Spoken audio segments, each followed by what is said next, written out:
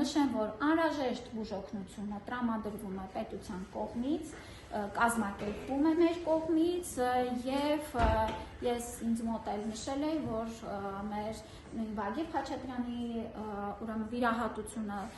Փառք Աստծո բարեհաջող է անցել եւ նա հիմա վերականգնման փուլ է անցնում։ Իսկ տեսակցել եք արցախցիներին տեղափոխել։ Նրանց մասով էլ մենք Երևանում կամ Երևանից ուրիշ միջազգային այդ հարցերին չպատասխանեմ,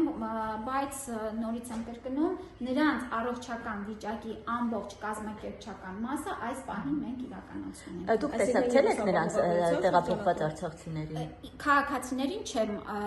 ուրեմն այցելել, որովհետև այս պահին դրա կարիքը չի եղել, բայց կարծում եմ կունենա։ Տիկին Ավանեսյան նաև է սահազանգերն է շարունակում Նարեկ Սամսոնյանի առողջական վիճակի հետ կապված շատ ահագիրճ էլի։ Դուք չեք պատրաստում, քանի որ այդպես արդեն սայլակով են տեղափոխում, չեք պատրաստվում տեսակցել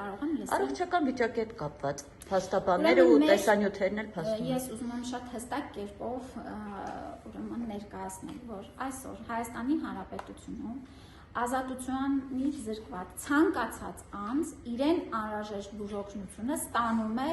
ամբողջական ծավալով եւ եթե այն դեպքերում էլ, երբ որ որոշ անձինք հրաժարվում են պետության կողմից տրամադրվող բուժօգնությունից, իրենց ընթացակարգին համապատասխան